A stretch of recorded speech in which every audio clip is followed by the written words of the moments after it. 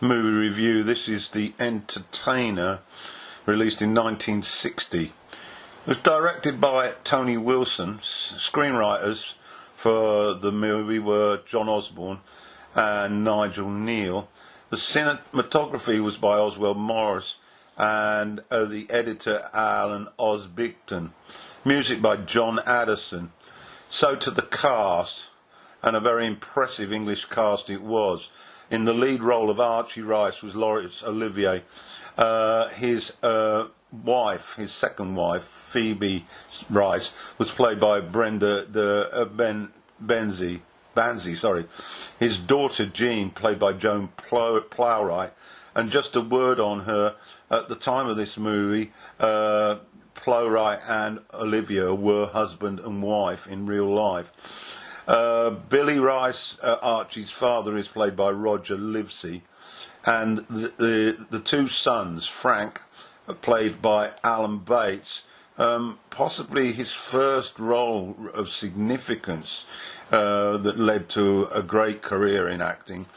Mick was played by Albert Finney. He's got a very minor role. He goes off to fight in Egypt as a result of the Suez Crisis in 1956. And you will recall, if you have been listening to my reviews, that of course he had an outstanding lead role in Saturday Night and Sunday Morning, which was released in the same year. So in this film he's got a very minor role. Graham, Jean's boyfriend, is played by Daniel Massey. Tina Lapford is played by Shirley Ann Field, and she has a fling. She enters a beauty contest, which Archie is the master of ceremonies, and they develop a little fling afterwards, which is created by Archie to try and get some financial input from Tina's affluent family. Tina's mother, Ada, is played by Thora Hird, and basically this was described as a kitchen drama, very working class drama, set in, as I say, in the late 50s, 1956-57, and the location is Morecambe, a seaside resort in the north of England. And basically it's what I would consider to be a black comedy. The focus of the movie is revolves around Archie Rice's failure, increasing failure in his job as a sort of song and dance type comedian in music hall and presentations that were very, very popular in seaside resorts. Basically, you went along to these places for an evening's entertainment, and you had dance, you had singing, you had comedians, and often they might throw in the odd sort of circus act. So it was very much a variety show, and Archie, following on from the success of his father, who was very popular in the war years, was doing work at Morecambe, but the film really traces his fall from grace as he battles financial problems and also his inability to be able to relate to all his family. So, to the movie then. The early scenes are of the working class enjoying themselves at the seaside, a packed beach area, and this of course was Morecambe, the resort in the north of England in Lancashire. This was the setting for Archie Rice to work in the entertainment industry. He was, as I said before, a sort of comedian come song and dance come tap dancer, a master of all that tended to be the master of ceremonies at these entertainment arenas where people went to in the evenings to laugh and have fun. We also witnessed early on Billy, the father of Archie, who had had a successful career in the industry, was still highly regarded, and although was in sort of semi-retirement, this was something that was causing heartache to Archie, because he was always trying to deliver like his father and falling short. We witness his involvement in a performance, and it's clear that his jokes are very corny. The music hall is not full.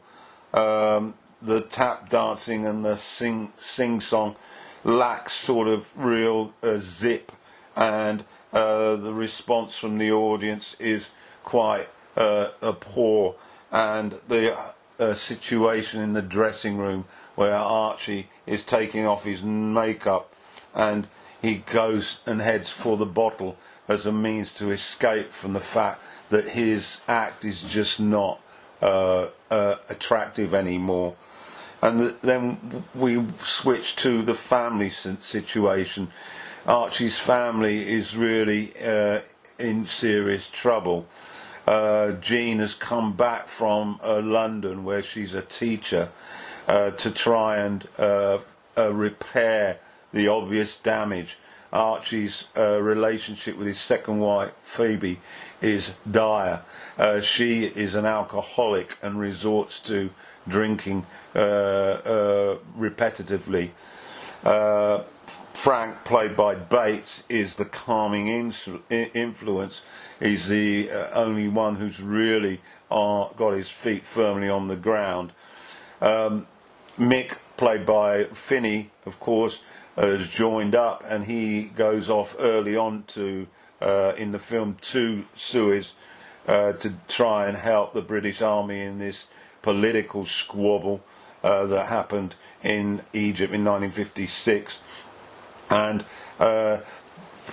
Archie, because of the fact that his work is failing, his marriage is failing, he resorts to cheap womanizing and flirtatious behaviour as a means of escape, and he's prone to a drink as well.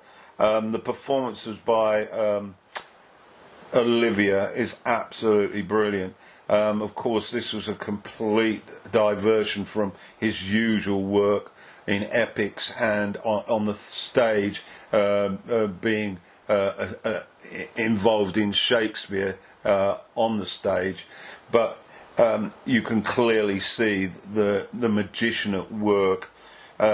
His use of this language, his body language, his ability to communicate varying emotions, from sarcasm to a comedian like language, to sort of emotional frailty, to teasing, womanizing. You get the whole lot, the whole 10 yards from Olivier in this performance. His daughter, Jean, is very affectionate towards him and wants to try and help him, but he's almost beyond repair. And he is also an undischarged bankrupt, and therefore is not in charge of his own money, which this riles him considerably, and he's always trying to wheel and deal to try and create some more income, as his show is not making enough money. He then befriends the character Tina after meeting her at a beauty pageant when he's the master of ceremonies, and he tries to manipulate her by sort of seducing her, and then her family, who have a degree of affluence, he tries to get them to fund a new project that he wants to take to the Winter Gardens, which is one of the top places in the resort for this form of entertainment. But however, that falls on its knees, and he then, in desperation, asks his father to dig him out of a hole and to be the star of a show at the Winter Gardens. This is desperate in terms of trying to create some income, and the consequences of this is that his father is really too old, and the plot takes a nasty twist. So basically, we've got a very, very English movie with solid performances. It captures family dysfunction. It captures a failed career. It captures the intricacies of sexual sort of freedom that was starting to evolve. The characters are well developed. We get to know these people, and the incidents throughout the scenes throughout the film are very, very powerful, I found, and very emotional. Incidents of conflict within the family, for example, incidents when Archie is on his own, really. He may be talking to somebody, but he's sharing his past when he was a success, and he's close to tears, trying to hide back the reality of what's happening. And in his performances, there was one performance late on where it appears he's really got to the end of his tether, and his performance is erratic and without commitment, and he just doesn't care anymore. The whole notion of the entertainer, of course, was a nod to the type of entertainment that became popular towards the end of the Second World War, with the advent of what we described as the crazy gang, which were music hall celebrities, comics, and sing and dance men.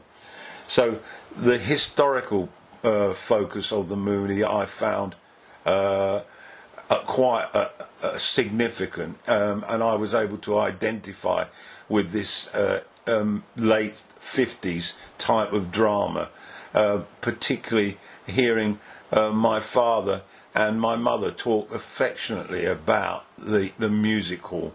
But of course it was on its last legs and was about to die. Certainly following the early 60s, the idea of music hall entertainment had virtually died as the rise of music, popular music, became evident with the arrival of Elvis Presley and subsequently to that the Beatles. Okay, so in conclusion, if you like British drama, if you are a fan of Olivier, you must watch this movie. I think as a total piece, it falls a little bit short of being a 5-star, possibly because it's a quite tragic movie. It's a depressing movie, and some of the other characters could have been filled out more. But there it is. That's my take on The Entertainer, released in 1960, directed by Tony Richardson, who's worth a mention. He became quite a prolific director